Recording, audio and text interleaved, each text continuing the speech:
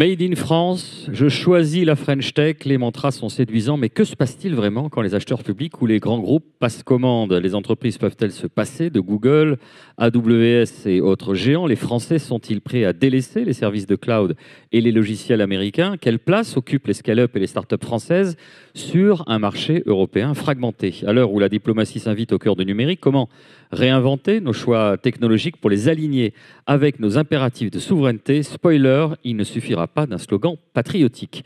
Voici donc un échange entre Olivier Vallée, PDG de DocaPost, et Christian Carle, vice-président de la French Tech et CEO de Polestar.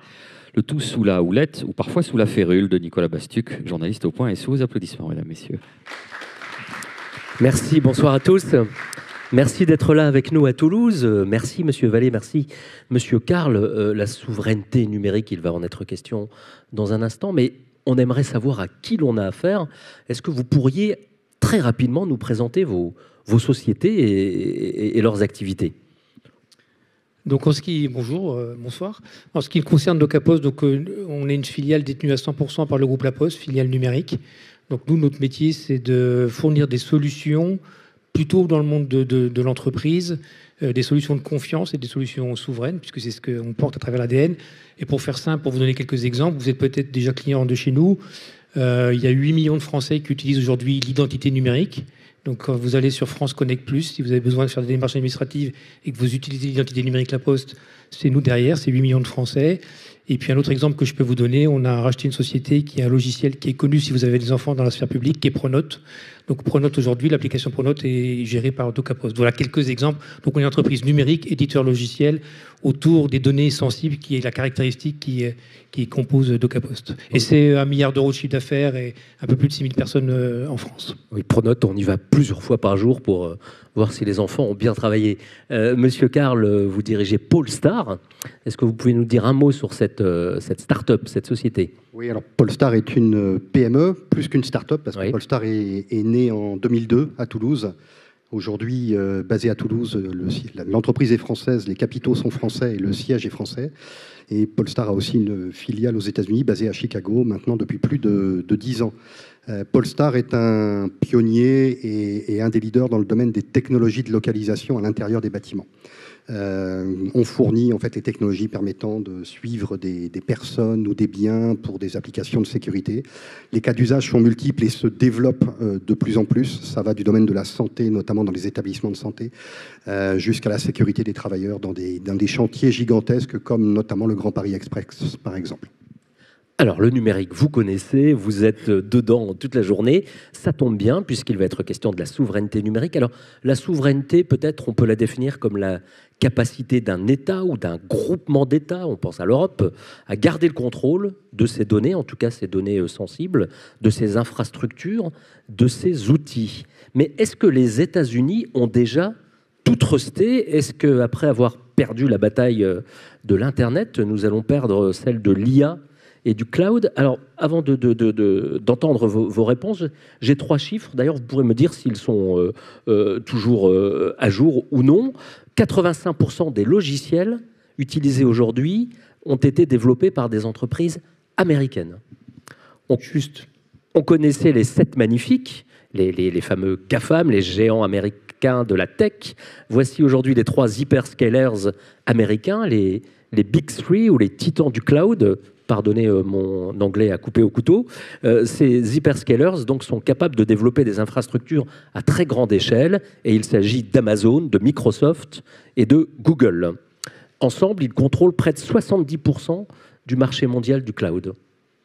C'est vrai. C'est vrai. Et sur l'IA, l'intelligence artificielle, les États-Unis totalisent à eux seuls 70% des investissements mondiaux. Mon Dieu, aussi.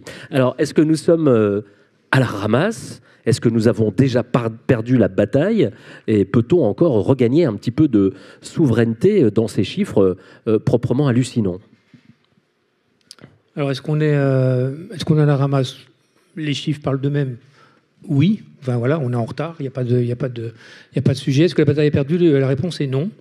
Après, il faut qu'on soit clair sur qu'est-ce que c'est que la bataille, puisque le sujet, ce n'est pas, pour moi en tous les cas, la confiance et la souveraineté numérique, c'est pas forcément d'être un anti-GAFAM et de ne pas utiliser de logiciel américain. Le sujet, c'est de protéger les données qui sont sensibles pour vous en tant que citoyen ou les données qui sont sensibles pour vous en tant qu'entreprise. Et que pour ces données sensibles, vous puissiez avoir des alternatives qui soient auprès de sociétés souveraines. Et si je prends des exemples que je connais bien, qui est le groupe auquel j'appartiens, on travaille avec Microsoft sur certains sujets. Et par contre, sur un certain nombre de sujets où les données sont sensibles, on considère qu'il faut des alternatives. Donc le sujet, c'est quel niveau de dépendance technologique vous êtes prêt à accepter ou pas en fonction de la sensibilité de vos données. Voilà, c'est ça le grand sujet. Et la bataille n'est pas perdue pour une raison assez simple, c'est que d'abord, il y a une prise de conscience au niveau européen et au niveau des États, enfin, je dirais. Et on peut remercier M. Trump qui a mis un coup de pied dans la fourmilière qui fait qu'aujourd'hui, ça y est, tout le monde s'est réveillé pour dire, en effet, il y a un sujet de souveraineté. Il y a des grandes entreprises américaines qui se sont permis d'augmenter les prix de 30 à 40% et des sociétés qui se sont aperçues qu'elles n'avaient pas d'autre choix que d'accepter les propositions financières. Donc elles se sont rendues compte de ce que ça voulait dire la dépendance technologique. Donc il y a une prise de conscience aujourd'hui. Et pour moi, le gros du sujet, c'est de passer de la prise de conscience à l'action, enfin, et une action qui se veut rapide. Alors on va y revenir, hein, mais Monsieur Karl, sur ce constat un peu désespérant. Oui, alors pour revenir, si effectivement il faut constater qu'on est dépassé, oui on l'est. Est-ce que la bataille est perdue? La bataille n'est pas perdue si on accepte en fait de réfléchir autrement que par se dire il faut qu'on fasse la même chose que les Américains, qu'on construise ces écosystèmes. Je pense qu'il faut qu'on réfléchisse autrement. Et l'entrée, il y a plusieurs composantes. Il y a l'infrastructure, il y a la donnée, il y a la manière dont on va traiter ces données, ces trois grands schémas. Je pense qu'il faut, comme ça a été dit, réfléchir sur d'abord la donnée, comment on la sécurise et comment on la met à disposition.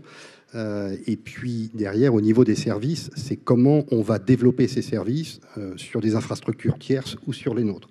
La difficulté aujourd'hui, force est de constater que pour des applications qui peuvent être critiques avec tout un tas de fonctions et d'usages particuliers, l'offre européenne n'existe pas encore.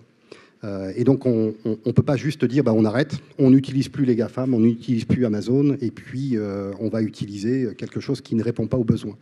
Donc c'est en ce sens qu'il faut effectivement réfléchir, séparer les variables et motiver un écosystème à développer des solutions qui sont pérennes. Mais en évitant de se dire il faut que je duplique ce qui existe aux États-Unis pour absolument pouvoir réussir. Alors le cloud, c'est le nouveau pétrole, c'est ce qu'on dit, c'est vraiment l'or noir du 21e siècle. Et le cloud, ça n'est pas seulement stocké, c'est aussi trié, exploité. Enfin, il y a beaucoup de technologies derrière cette activité. Alors ce que vous disiez, monsieur, c'est que effectivement, parfois, on n'a pas d'autre choix que d'utiliser, de faire appel aux trois géants, aux trois titans que l'on évoquait à l'instant. J'ai ressorti cette déclaration il y a quelques mois, je suis sûr qu'elle ne vous a pas échappé, de Patrick Pouyanné, le patron de Total, qui s'est ému de la dépendance de son entreprise aux technologies américaines. Et voici ce qu'il disait: quand je dois faire des choix de cloud et que je n'ai que le choix entre Amazon, Microsoft ou Google, je ne suis pas très à l'aise. Je ne suis pas très à l'aise, mais je choisis quand même Amazon, Microsoft ou Google, parce qu'il n'y a pas le choix, finalement. Alors moi, je ne suis pas complètement d'accord avec ce que dit Patrick Pouyanné. On a eu un échange avec lui il n'y a pas très longtemps, d'ailleurs, pour lui démontrer qu'il y avait déjà des solutions qui existaient, qui pouvaient répondre au niveau de sécurité et à la qualité de service qui allait bien. Un exemple très simple, sur le cloud aujourd'hui, nous, par exemple, on a décidé de s'associer. Et donc, on a créé une société qui s'appelle Numspot et on s'est associé avec 4 acteurs. La Caisse des dépôts et de consignation, qui est le premier actionnaire du groupe La Poste, Docapost, donc, qui est le deuxième actionnaire, Dassault Systèmes, qui est quand même un des leaders aujourd'hui dans le monde du logiciel et de la sécurité informatique, et Bouygues Télécom. Et à nous 4, on a décidé de créer une société qui développe un cloud souverain à base d'open source, de manière vraiment à ce qu'on soit le plus indépendant possible. Et comme l'a très bien dit monsieur, pas avec l'idée de concurrencer Amazon et Google sur tout le sujet, c'est de dire aujourd'hui, c'est de proposer un cloud qui corresponde à des entreprises qui ont besoin d'un cloud complètement souverain pour des données sensibles. Et donc on est en train de se faire labelliser, puisqu'il y a un label en France qui existe, qui s'appelle Secnum Cloud, qui est le plus haut niveau de sécurité. Et donc on a déjà des solutions. Et on a déjà aujourd'hui 80 clients qui fonctionnent aujourd'hui sur Numspot. Et il y a d'autres acteurs, il y a OVH, il y a d'autres acteurs qui existent. Donc il y a des solutions qui existent aujourd'hui. Et je pense qu'aujourd'hui, monsieur Pouyanné, pour qui j'ai beaucoup de respect, le sujet, c'est qu'à un moment donné, il faut avoir le courage et passer à l'action. Donc il aurait pu faire appel à votre solution dès à En présent. tous les cas, il peut maintenant faire appel à notre solution sur un certain nombre de données sensibles, et il le sait puisque de toute façon, Total et toutes les grandes entreprises sont en train de classifier leurs données et de regarder comment elles vont pouvoir rentrer dans ce qu'on appelle un cloud hybride, donc à la fois avec des GAFAM et à la fois avec des acteurs souverains. Donc les solutions, elles existent, et à un moment donné, il faut passer à l'action, il faut envoyer de la commande. Si vous n'envoyez pas de la commande, ben, ça sera difficile pour ces acteurs de se développer. Donc, à un moment donné, il faut que l'État soit courageux, il faut que les entreprises soient courageux. Et c'est vrai que c'est plus facile aujourd'hui pour des grandes entreprises de choisir les leaders que de travailler avec des sociétés qui sont en train de se lancer. Donc, à un moment donné, il faut un petit peu de courage politique, de volonté, mais des acteurs existent et on est en mesure de pouvoir proposer des solutions. Oui, Monsieur Carl, et puis j'aurai un autre exemple ensuite à vous donner. Oui, je voudrais rebondir sur la commande publique et sur ce qui a été dit dans l'introduction avec ce programme national qui s'appelle « Je choisis la French Tech ». Il est important que tout le monde ait en tête qu'on a en France les talents dont on a besoin. D'ailleurs, les Américains viennent les chercher. On a les technologies. Ce qui nous manque, au sens large, ce sont les moyens. Et si on regarde ce que veut dire les moyens, c'est avoir des fonds d'investissement capables d'investir, et je dirais français et européens, pas nécessairement américains. Malheureusement, quand on regarde les chiffres, les boîtes françaises qui ont un devenir important, en tout cas assez prometteur, on voit les fonds américains qui tournent autour et qui sont enclins à investir beaucoup plus facilement que des fonds français ou européens. La deuxième partie des moyens, c'est d'avoir des commandes. C'est effectivement réussir à mitiger les risques ou gérer les risques de manière différente pour que des grands groupes, pour que le secteur public également, viennent chercher les solutions dans les startups, dans les PME, dans les ETI françaises. C'est quelque chose qui n'est pas évident aujourd'hui. On n'a pas résolu ce problème. Il y a beaucoup d'initiatives. Quand on voit qu'aujourd'hui, c'est plus de 1200 entreprises qui sont dans la French Tech en Occitanie, ces entreprises, ce dont elles ont besoin, c'est pas forcément des subventions, c'est surtout des contrats et des commandes. Absolument. Alors, on y reviendra sur la commande publique, c'est un petit peu le cœur de notre sujet. Autre polémique qui avait éclaté il y a quelques années. Vous vous souvenez, on avait créé le Health Data Hub, une plateforme nationale qui était lancée pour protéger les données de santé des Français. Et c'était un comble d'une certaine manière. Ce Health Data Hub avait choisi Microsoft comme hébergeur cloud, ce qui avait fait hurler OVH Cloud, qui proposait, elle, une société 100% européenne. Vous vous souvenez de cet épisode? Ça traduit bien la difficulté dans laquelle on est, parfois même l'absurdité. Oui, c'est un bel exemple, et c'est un exemple en tous les cas qui va démontrer ce qu'on est en train de dire, puisqu'aujourd'hui, le Health Data Hub est en train de chercher des acteurs souverains pour essayer de sortir de Microsoft. Et le problème qu'ils ont, c'est que c'est difficile de sortir du contrat de Microsoft, qui est extrêmement bien verrouillé. Et aujourd'hui, je peux vous le confirmer, des acteurs comme OVH, des acteurs comme Nuspot, on a eu des discussions avec l'État il n'y a pas très longtemps, on est en mesure, en 6 mois, de proposer une solution qui corresponde aux besoins du Health Data Hub. Par contre, on n'est pas en mesure de proposer une solution qui aura toute la profondeur et la largeur de fonctionnalités que peut proposer Microsoft, mais dont le Health Data Hub n'a pas besoin. Donc le sujet, c'est aujourd'hui, il faut que l'État maintenant aille au bout et prenne la décision, en effet, de choisir un acteur souverain. Et si on reparle de la commande de l'État, il y a des choses que je n'arrive pas à comprendre. L'État n'est pas en mesure de le faire aujourd'hui. Moi, j'ai eu une discussion, ça reste entre nous, avec Amélie de Montchalin il n'y a pas très longtemps, qui en effet reconnaît qu'elle n'est pas en mesure de demander à ses gesteurs aujourd'hui d'intégrer une clause de préférence de souveraineté européenne à minima, parce qu'il y a des contraintes au niveau européen. Je sors d'une réunion ce midi avec la région Occitanie, qui, elle, le fait déjà. La région Occitanie, aujourd'hui, a déjà décidé de choisir des acteurs souverains. Donc c'est possible aujourd'hui, juridiquement parlant. Donc il faut juste à un moment donné qu'on passe à l'action et qu'on sorte de... Et on est trop lent en France, et il faut qu'on passe à l'action et que l'État, aujourd'hui, puisse intégrer dans ses appels d'offres une préférence de souveraineté européenne. Et vous allez voir que ça va exploser et que les entreprises vont se développer. Il y a des enjeux économiques, mais des enjeux juridiques aussi, et même de protection de nos libertés. Il faut se souvenir que le Cloud Act américain peut contraindre les entreprises américaines à faire remonter des données jusqu'à Washington, jusqu'à l'État fédéral, qui exerce un contrôle sur ces données, même si ces données ne sont pas stockées aux États-Unis. Autrement dit, nos données. Et les citoyens européens sont moins bien protégés que les Américains, puisque nous ne bénéficions pas du 4e amendement. Vous confirmez, enfin, c'est quand même important de rappeler ça. Oui, alors Et c'est assez fou. C'est ce qu'on appelle l'extraterritorialité du droit américain. C'est assez incroyable qu'il ait fallu autant de temps pour s'en souvenir, parce que cette extraterritorialité du droit américain est appliquée à tout un tas de secteurs et pas exclusivement à celui des données. Oui. Depuis fort longtemps, George Bush Ier en particulier, pour contraindre les pays dans n'importe quel type de négociation à plier. Il y a énormément d'exemples. Et ce qui est assez incroyable, c'est que l'Europe en a déjà subi les conséquences, en dehors du numérique, et qu'on n'ait pas vu venir ça est quelque chose d'assez incroyable. En tout cas, quand on est de l'extérieur, j'imagine qu'évidemment, il y a des gens très bien placés qui ont beaucoup réfléchi à ça, mais aujourd'hui, c'est une réalité. La capacité qu'on peut avoir à répondre à ça, c'est finalement soit de trouver une solution européenne. Elles ne sont pas toujours aussi profondes que nécessaire, comme on l'a dit, ou alors il faut revenir sur des architectures différentes, c'est-à-dire héberger nos logiciels sur des serveurs qui sont contrôlés par le client, par l'établissement, par l'institution qui utilise ces services. Vous en parliez, Monsieur Vallée, d'un personnage qui nous préoccupe beaucoup partout dans le monde.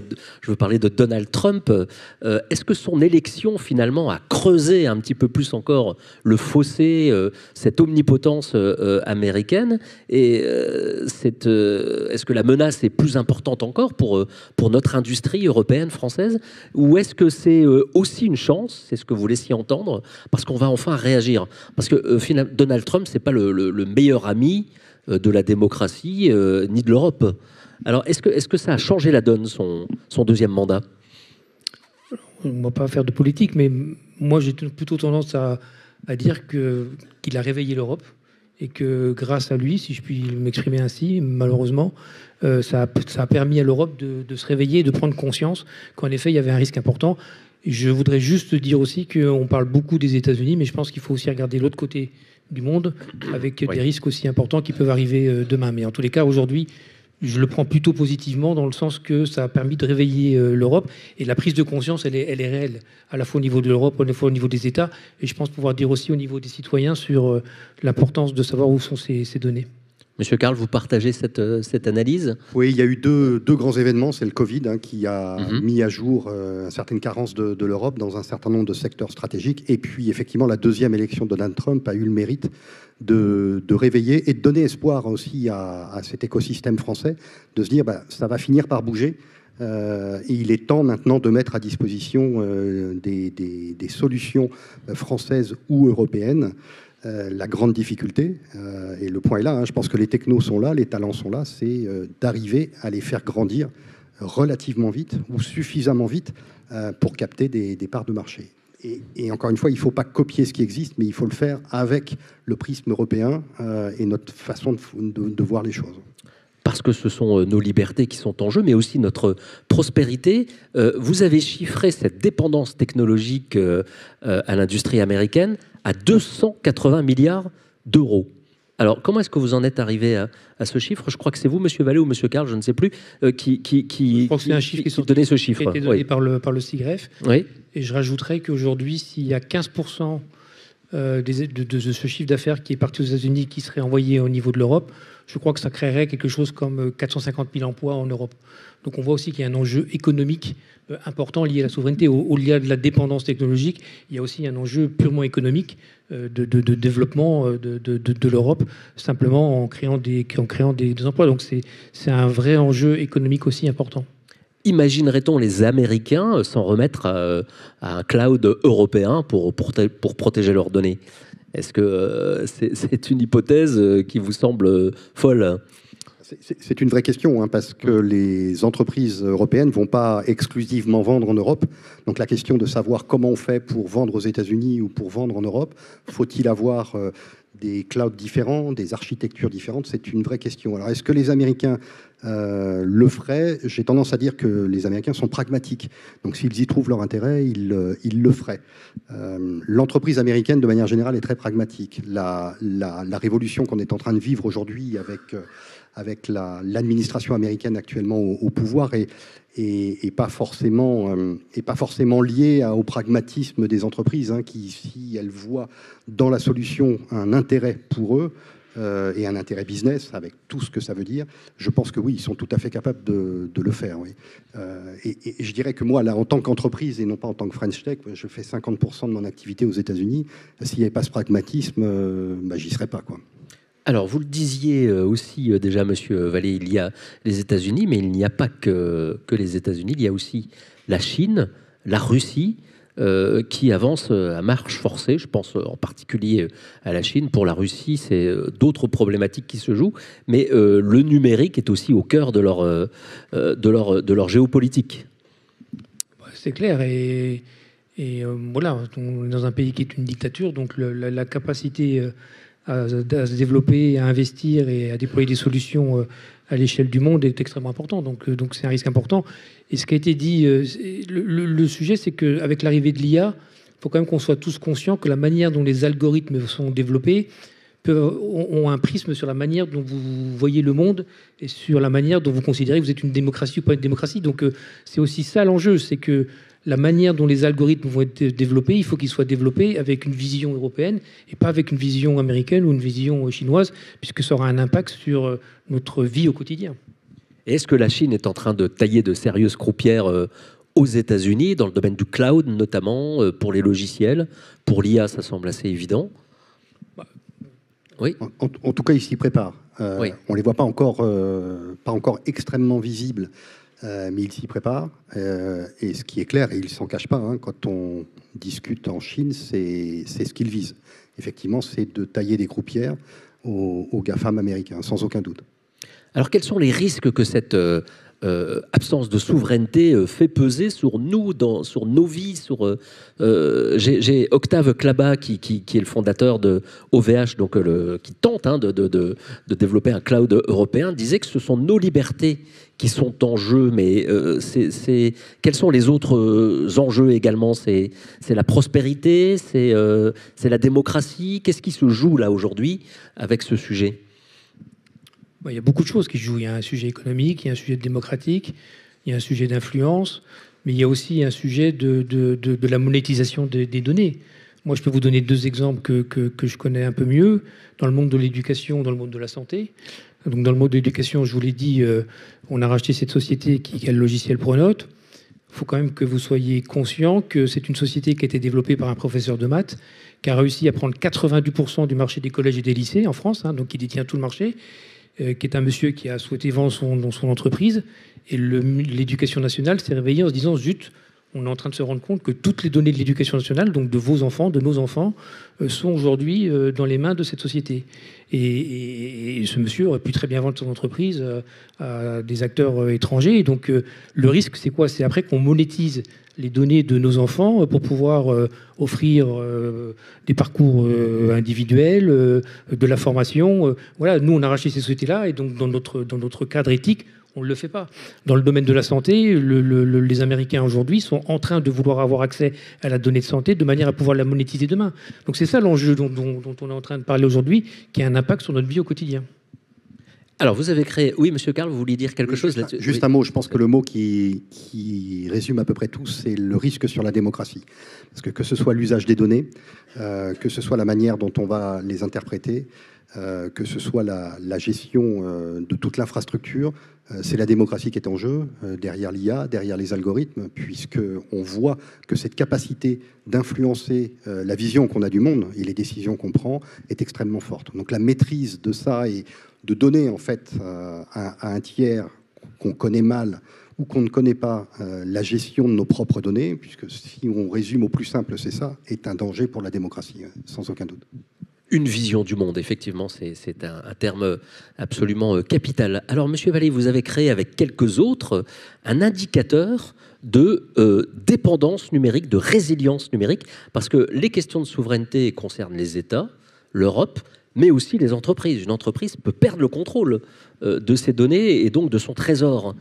Comment ça fonctionne cet indicateur et ça peut aller jusqu'à combien comment ça Donc se chiffre? l'idée est partie d'un think tank qui s'appelle Digital New Deal. Donc l'idée était de se dire, est-ce qu'on n'a pas intérêt à créer un indicateur qu'on a appelé indicateur de résilience numérique qui permettrait aux entreprises d'identifier en amont, donc c'est vraiment plutôt un indicateur pour les COMEX, pour les conseils d'administration, qui permettrait à ces entreprises de définir quel est le niveau de dépendance ou d'indépendance, ça dépend comment on le voit, le niveau de dépendance qui est acceptable par rapport à la stratégie de l'entreprise. Donc cet indicateur, on est en train de le créer. Donc là, il y a énormément de sociétés qui se sont groupées pour pouvoir travailler sur l'indicateur pour qu'il soit le plus pertinent. Donc nous, on a été un peu à l'origine, mais il y a RTE, il y a AXA, il y a une trentaine d'entreprises aujourd'hui. On est en train de travailler sur cet indicateur. L'idée, c'est de le sortir milieu de l'année prochaine et que ça devienne vraiment un outil de mesure pour chaque entreprise. Et quand on l'utilise, on a commencé à l'utiliser, on s'aperçoit que parfois, et c'est triste à dire, mais il y a une dépendance technologique qui est réelle et il n'y a parfois pas d'alternative. Et donc ça permet aussi de remonter des informations pour se dire sur tel ou tel sujet, il n'y a pas d'alternative aujourd'hui, est-ce qu'il n'y aurait pas un moyen de trouver une alternative? Donc voilà, donc c'est un indicateur qu'on est en train de créer et qui j'espère fera référence pour toutes les entreprises de manière à pouvoir mesurer les progrès qu'on fera sur ce niveau de dépendance technologique.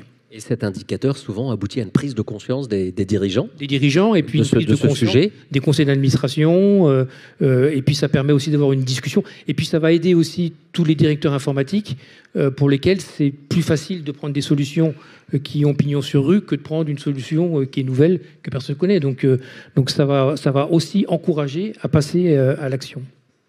Alors, la bataille n'est pas perdue, c'est peut-être la bonne nouvelle de ce débat. On a tout de même des acteurs européens qui comptent pour le cloud.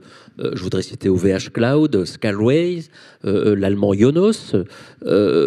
Sur l'IA, évidemment, Mistral, qui vient de faire un accord tout à fait essentiel avec le néerlandais ASML. Mais j'ai l'impression que ces entreprises n'ont pas la taille critique. Si on aligne tous les acteurs du cloud européen, ça représente 10%. 10% du marché européen. Et sur l'IA, la part des investissements est quand même assez infinitésimale par rapport à ce que peuvent investir les GAFAM. Alors, quel est le problème? Vous nous le disiez tout à l'heure, Monsieur Karl, on a des boîtes, on a des cerveaux, on a des envies, du désir. Qu'est-ce qui manque? Le point essentiel, c'est le financement de ces entreprises. Alors, c'est deux volets. C'est comment les financer, lever des fonds, trouver les investisseurs qui sont prêts à prendre des risques et à développer les entreprises aux côtés des fondateurs. La deuxième chose, c'est la commande. C'est aussi prendre des risques pour un certain nombre d'entreprises, de choisir une entreprise qui n'est peut-être pas aussi mature et qui doit encore progresser. Donc la difficulté, je pense, essentielle qu'on a aujourd'hui en France et en Europe, c'est le financement des entreprises et derrière ça, la prise de risque qui peut être prise par des investisseurs et par des clients potentiels. Alors, venons-en aux solutions, puisque le temps tourne trop vite. On manque de financeurs et les commandes ne passent pas, ne sont pas passées. Qu'est-ce qu'on pourrait faire pour trouver des financeurs et pour contraindre ou inciter l'État, les grands groupes, ici nous avons Airbus, à passer des commandes à des acteurs nationaux ou européens? Quelles sont vos solutions? Je m'adresse à vous deux, mais gardez la parole, Monsieur Karl, pas de problème. Oui. Oui, alors quels sont les remèdes? Côté financement, il y a effectivement les financiers purs et on manque de gros acteurs en Europe. Et les Américains sont à nos portes, installés d'ailleurs dans toutes les grandes capitales, à l'affût de ces projets. Donc on a un petit peu du mal à lutter. On a aussi énormément de mal à lever, en tout cas à lever les risques auprès de tous les acheteurs pour qu'ils puissent derrière choisir des solutions souveraines, des solutions françaises ou européennes. Donc les moyens, je pense qu'il faut expliquer déjà. Je pense qu'on a aussi une mauvaise vue du panel d'offres qui existe en France aujourd'hui. Plein d'entreprises ne connaissent pas. Si on prend le cas des grands groupes notamment, Les grands groupes sont très structurés, les achats, les choix des fournisseurs passent par des services achats, dont aujourd'hui l'objectif n'est pas forcément d'aller trouver des nouvelles sources, mais de passer avec des sources qui ont été sélectionnées, qui sont connues, qui sont fiabilisées, qui représentent extrêmement peu de risques à contractualiser. Je crois qu'il faut casser ça. Donc ça vient du management des grands groupes. Il y a énormément d'initiatives, à la fois pour que les grands groupes puissent eux-mêmes devenir investisseurs dans un certain nombre d'entreprises et puissent aussi diversifier leurs sources d'approvisionnement vers cet écosystème de start-up et d'entreprises innovantes. Parce qu'il y a aussi de la bureaucratie et parfois un excès de normes, y compris dans les grands groupes privés. Ça n'est pas l'apanage de l'État ou des administrations. Oui, c'est en ce sens qu'il faut que ces grands groupes s'adaptent. C'est qu'il y a effectivement beaucoup de bureaucratie, beaucoup de normes, qu'une start-up ou qu'une PME n'est pas capable de suivre. S'il faut attendre 48 mois pour obtenir un bon de commande, parce qu'il va falloir remplir un certain nombre de formulaires, être certifié, c'est pas envisageable. Donc il faut effectivement repenser tout ça. Pour travailler en France et aux États-Unis, être un fournisseur d'origine française, même si on est implanté aux États-Unis, travailler avec une nouvelle entreprise, un nouveau grand groupe, ça prend pas 6 mois ou ça prend pas 18 mois. Ça, c'est quasiment impossible en France. Alors, Monsieur Vallée, vous me disiez en préparant ce débat que ça y est, on y est, enfin, on a compris qu'il y avait un sujet, le déclic a été donné, mais encore trop de com, trop de jus de crâne, trop de commissions. Bref, on n'est pas encore passé à l'action. Qu'est-ce que vous préconisez, vous ? Il y a plusieurs choses. Donc, il y a un premier sujet, je pense qu'il y a une action au niveau européen qui doit vraiment être prise sur un certain nombre de sujets. Et le sujet, c'est de passer à l'échelle. Donc, pour passer à l'échelle, il y a un moment donné, il faut que l'Europe fasse aussi des choix stratégiques et puisse décider, en effet, d'envoyer de la commande à tel ou tel acteur. Il y a encore trop d'acteurs dispersés, donc il faut que le marché se consolide. Et moi, je pense que le marché va se consolider. Il y a des initiatives qui sont déjà lancées. Il y a un sommet franco-allemand le 18, qui a lieu le 18, ça va vite, autour de la souveraineté numérique. Et donc tout l'enjeu est de dire, est-ce qu'on ne peut pas créer un moteur franco-allemand qui permette de pouvoir vraiment insuffler un certain nombre de choses. Nous, on est en train de travailler aujourd'hui avec la Caisse des dépôts, donc qui vous le savez, est un financeur, puisque la Caisse des dépôts a fait des souverainetés un enjeu principal, et la souveraineté numérique, premier exemple. Donc on est en train de travailler sur une feuille de route qui s'appelle feuille de route numérique 2030, qui devrait être annoncée en début janvier, sur différents pans, avec une partie investissement, comment faire pour pouvoir financer des startups pour qu'elles passent plus vite à l'échelle, comment faire pour pouvoir financer la création de data centers, comment faire pour pouvoir développer des solutions dans un certain nombre de sujets. Donc voilà, il y a beaucoup d'initiatives qui sont lancées. Le petit problème qu'on a en France et en Europe, bon, d'abord en Europe, on est rarement alignés tous ensemble. Et puis, deuxièmement, on est trop lent. On est trop lent dans l'action, dans la prise de décision, puisque les sujets, on a déjà un retard. Donc, il faut maintenant, moi, j'ai qu'un mot à la bouche, il faut passer de la prise de conscience à l'action. Et l'action, c'est maintenant. Et c'est une action sur la durée.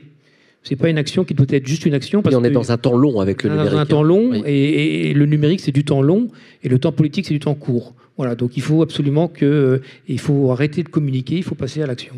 2 questions très rapides. Je fais semblant de ne pas voir Boris qui me fait des signes. 2 questions très rapides. Monsieur Karl, est-ce qu'on peut attendre quelque chose de ce sommet franco-allemand qui se tiendra dans quelques jours sur le sujet? Et puis, peut-être à vous, Monsieur Vallée, vous nous disiez qu'on avait besoin d'investisseurs, mais où est-ce qu'on va pouvoir les trouver, ces investisseurs? Et ensuite, on prendra les questions de la salle. Mais donc sur le sommet franco-allemand, je pense que passer à l'échelle est essentiel. La difficulté, c'est que l'Europe ne sont pas les États-Unis, et que c'est une somme de pays, chacun avec leurs normes, chacun avec leurs standards et leur façon de faire. Donc, en ce sens, si le sommet franco-allemand a pour but d'essayer et d'harmoniser déjà entre 2 pays un certain nombre d'actions et permettre à des entreprises de se regrouper, de devenir réellement européennes. Ce qui peut paraître simple à dire, mais ce qui n'est pas forcément évident d'avoir un statut d'entreprise européenne. Oui, le sommet franco-allemand est important. Alors, j'émettrai une réserve, c'est que des sommets, il y en a beaucoup. Entre le moment où on prend des décisions et le moment où elles sont effectivement mises en action, il se passe aussi pas mal de temps. Donc, ce que je peux espérer, ou ce qu'on peut espérer tous collectivement, c'est qu'effectivement, ce sommet donne naissance à des actions qui seront mises en œuvre, au moins dans les deux pays, extrêmement rapidement. Ou sur les investisseurs, bon, peut-être... Sur les investisseurs, je pense qu'il faut dégager des fonds. Il y a la BPI, qui est déjà un investisseur assez important qui aide. Et voilà, il faut qu'il y ait plus d'argent et qu'il y ait des fonds européens qui décident d'investir et puis prennent des risques. Puisque voilà, il y a beaucoup de sociétés aux États-Unis qui ont réussi à lever des fonds parce qu'il y a des fonds qui acceptent de prendre des risques. Et c'est vrai que notre côté, je ne sais pas si c'est un côté cartésien ou notre côté, on aime bien investir. Bon père de famille. Bon père de famille avec des business plans. Voilà, enfin, moi j'ai l'habitude de dire que toutes les sociétés qui ont innové, s'ils avaient réalisé le business plan qu'elles avaient présenté, ça se saurait. Voilà, donc les business plans sont faits pour pas être atteints et sont faits pour rassurer les banquiers. Et ce qu'il faut, c'est qu'il y ait des gens qui, à un moment donné, croient au projet, investissent et sur la durée et donnent l'opportunité à ces sociétés de se développer. Boris, les questions. Alors oui, justement, dans la continuité, on a pris pas mal de questions sur Menti. Que pensez-vous de la souveraineté européenne financée par les États-Unis, prenant le cas de Mistral avec Microsoft comme l'un de ses gros investisseurs? Je ne suis pas complètement d'accord dans le sens où Mistral a quand même trouvé un investisseur néerlandais. Donc il y a eu en effet cette idée de se faire financer par Microsoft. Ça n'a pas été le cas. Donc Mistral reste quand même un bel exemple. D'ailleurs, nous, on est en train d'essayer de les encourager. Ce que je ne voudrais pas, c'est que Mistral soit juste l'arbre qui cache la forêt. Parce qu'on en fait vraiment, voilà, c'est super d'avoir Mistral. Je pense qu'il faut encourager Mistral. Il faut s'assurer qu'en effet, à un moment donné, le capital de Mistral restera européen. Mais on devrait se dire comment on fait pour avoir 10 Mistral en France, quoi. Sur le plan technologique, vous évoquiez tout à l'heure, quelles sont les limites actuelles du cloud souverain français? La question, quand seront-elles comblées? Ça, c'est plus dur à répondre, mais... Il faut... Allez-y, si vous... Oui, non, c'est ce qu'on a dit, on ne va pas rentrer dans le détail, mais on citait la profondeur de l'offre. La difficulté, c'est que le cloud français aujourd'hui ne répond pas forcément à tous les besoins, en tout cas n'est pas aussi large que ce qu'on peut trouver chez Amazon, chez Microsoft ou chez Google. Donc ça, c'est une des difficultés. Mais ce qu'il faut, c'est penser différemment. C'est-à-dire que je pense qu'on a tout ce qu'il faut aujourd'hui pour limiter les risques et des versions hybrides des clouds, s'assurer que tout ce qui est critique est en France et ne peut pas sortir du jour au lendemain, c'est probablement la manière dont il faut procéder. Encore une fois, juste pour répondre à cette question, vouloir absolument se dire qu'il faut qu'on fasse exactement la même chose que ces GAFAM et que les clouds américains, je pense que c'est voué à l'échec. Le RGPD, c'est un frein ou c'est un atout? Je pense que c'est un atout. Moi, je dirais que c'est un atout. Je rappelle, c'est le règlement général de protection des données européen. Je pense qu'on a un atout. Il y a l'acte européen aussi. Qui est un acte européen. Donc, c'est un vrai atout. Le Secnum Cloud est aussi un atout. Voilà. Après, il ne faut pas qu'il y ait trop de normes non plus. Et il faut qu'il y ait des normes qui soient prises au niveau européen. Mais le RGPD est un atout. Et il faut qu'il y ait une industrie aussi pour appliquer ces normes. À part les très grands groupes, est-ce que les grosses entreprises ont vraiment conscience de leur vulnérabilité? Elles sont focalisées sur la cybersécurité, mais pas sur la souveraineté. Donc ça, c'est vrai que, et on le voit en discutant avec ces grands groupes qui sont nos clients, qui sont nos clients de tout cet écosystème, c'est qu'ils sont en train d'en prendre conscience, mais la cybersécurité a occupé les 10 dernières années de leur stratégie, et la souveraineté, c'est très récent. Ces grands groupes ne sont pas forcément extrêmement agiles, donc ils en ont pris conscience. Je pense que ça va porter ses fruits et que des stratégies vont être mises en place pour essayer d'améliorer leur souveraineté, en tout cas leur vulnérabilité. Dernière question qui vous est destinée. Une question pour M. Karl, qui a l'air de vivre aux USA en partie. Comment est vue une boîte française là-bas?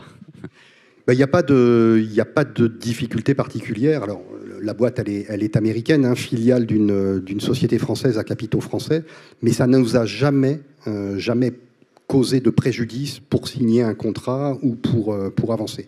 On emploie évidemment des Américains. Encore une fois, les Américains sont très pragmatiques. Donc, dès l'instant, si on n'avait pas embauché, si on avait envoyé que des Français, ça aurait été peut-être un peu plus compliqué. Mais on a effectivement des Américains. On travaille qu'avec des entreprises américaines. Et il n'y a pas eu de difficulté pour nous dans ce cadre-là. On n'a pas perdu un contrat parce qu'on était Français. Merci beaucoup, messieurs. On peut vous applaudir avec chaleur. Merci beaucoup. On se retrouve dans quelques petits instants pour parler taxes soda, Nutri-Score, malbouffe. L'État et les scientifiques doivent-ils réguler nos assiettes ?